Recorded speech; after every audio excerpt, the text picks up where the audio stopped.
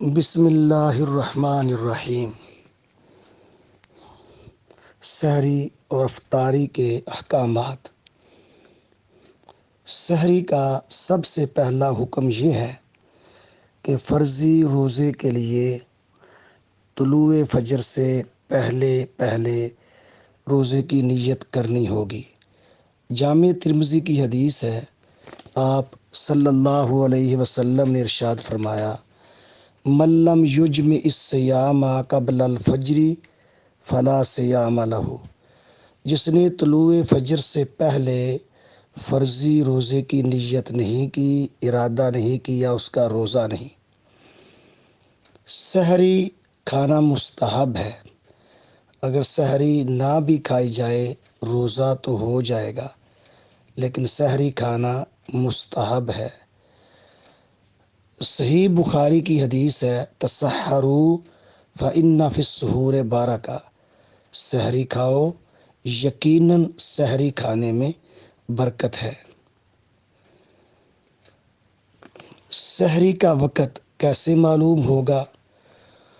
کچھ لوگ دیہات میں اور شہروں میں سپیکر پر بار بار اعلان کرتے ہیں کہ اٹھ کر سحری کھا لو، آدھا گھنٹہ رہ گیا ہے، 1 گھنٹہ رہ گیا ہے، 20 منٹ رہ گئے ہیں۔ بعض علاقوں میں بم کا دھماکہ کیا جاتا ہے کہ اٹھ کر سحری کھا لو۔ بعض علاقوں میں ناقوس اور کرن بجایا جاتا ہے کہ سحری کا وقت ختم ہونے والا ہے، سحری کھا لو، آدھا گھنٹہ باقی رہ گیا ہے۔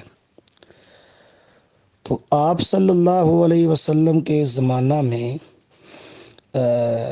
فجر کی اذان سے کچھ دیر پہلے، کچھ وقت پہلے، 20-25 منٹ پہلے وہ پہلی اذان ہوتی تھی، وہ اعلان ہوتا تھا کہ جنہوں نے روزہ رکھنا ہے وہ سحری کھا لے۔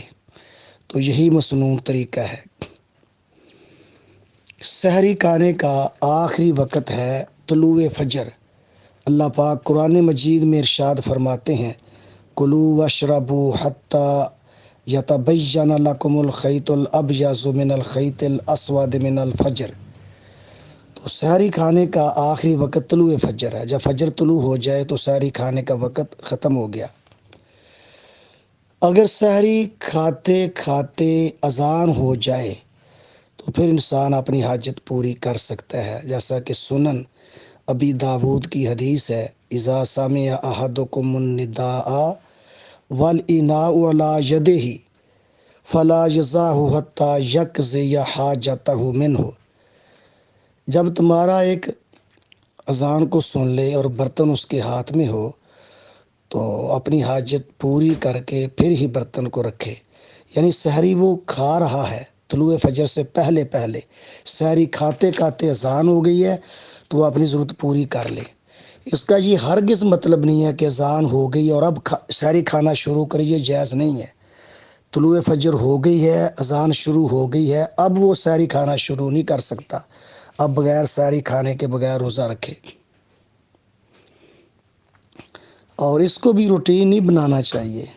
یہ جو حدیث ہے کہ آدمی سحری کھا رہا ہو اور درمیان میں اذان ہو جائے تو وہ اپنی حاجت پوری کر لے، سحری مکمل کر لے، اس کو بھی روٹین نہیں بنانا چاہیے۔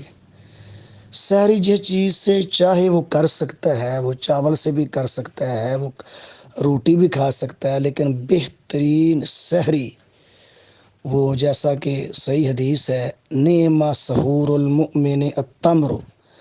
آپ صلی اللہ علیہ وسلم نے فرمایا، مومن کی بہترین اچھی سحری کھجوریں ہیں۔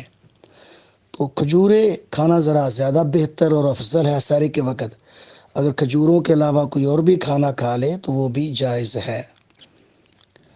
سحری طلوع فجر کے بالکل قریب کرے تو زیادہ بہتر افضل ہے اور یہی مسنون ہے، جیسا کہ صحیح بخاری اور مسلم میں ہے کہ نبی کریم صلی اللہ علیہ وسلم سحری سے فارغ ہو جاتے اور پھر صحابہ کرام نماز کی تیاری کرتے اور ان کو جلدی ہوتی کہ آپ صلی اللہ علیہ وسلم کے ساتھ نماز باجماعت وہ پا لیں۔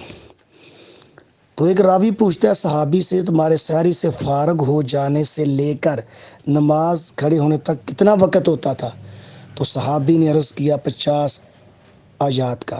جتنے وقت میں 50 آیات پڑھی جاتی ہیں اتنا وقت ہوتا تھا سحری سے فارغ ہو جانے کے درمیان اور نماز میں کھڑے ہونے کے درمیان۔ اس سے معلوم ہوا کہ طلوع فجر کے بالکل قریب سحری کھانا زیادہ بہتر اور افضل ہے۔ پہلے بھی کھا لے تو اس میں کوئی حرج نہیں ہے۔ افطاری، بہتر یہی ہے کہ افطاری جلدی سے کی جائے۔ افطاری جلدی کرنے کا مطلب یہ نہیں کہ وقت سے پہلے انسان افطاری شروع کر دے، یعنی سورج غروب ہوتے ہی افطاری کرنا یہ بہتر افضل ہے، یہ مطلب ہے جلدی کرنے کا۔ صحیح بخاری میں حدیث ہے، لا یزال الناس بخیر ما عجل الفطر، لوگ ہمیشہ خیر اور بھلائی کے ساتھ رہیں گے جب تک افطاری جلدی کرتے رہیں گے۔ افطاری کے لیے بہتر ہے کہ تر کھجوروں سے کی جائے۔ اگر تر کھجوریں نہ ملے تو خشک کھجوروں سے کر لیں، وہ بھی نہ ملے تو پھر پانی سے کر لیں، جیسا کہ جامع ترمذی کی حدیث ہے، کان رسول اللہ صلی اللہ علیہ وسلم یفطر قبل ان یصلی علی رطبات، آپ صلی اللہ علیہ وسلم چند تر کھجوروں پر افطاری کرتے۔ اگر تازی کھجوریں نہ ملتی تو پھر خشک کھجوروں سے افطاری کر لیتے، وہ بھی نہ میسر ہوتی تو پھر پانی کے چند گھونٹ پی کر افطاری کر لیتے۔ مسنون یہی ہے، باقی کسی اور شے سے بھی افطاری کر لے تو اس میں قباحت نہیں ہے، لیکن مسنون افضل یہی ہے کہ کھجور پر افطاری کی جائے، وہ میسر نہیں تو پانی پر۔ جس روایت میں آرڈر آتا ہے، حکم آتا ہے کہ آپ صلی اللہ علیہ وسلم نے ارشاد فرمایا، جب تمہارا ایک افطاری کا ارادہ کرے تو کھجوروں پر افطاری کرے، نہ میسر ہو تو پانی سے کرے، فَإِنَّهُ طَهُورٌ، وہ روایت ضعیف ہے۔ افطاری کی جو دعا ہے، اللہم لک صمت وعلی رزقک افطر، تو اس کی سند ضعیف ہے۔ صحیح دعا کیا ہے افطاری کی؟ ذہب الظمأ وابتلت العروق وثبت الاجر انشاءاللہ۔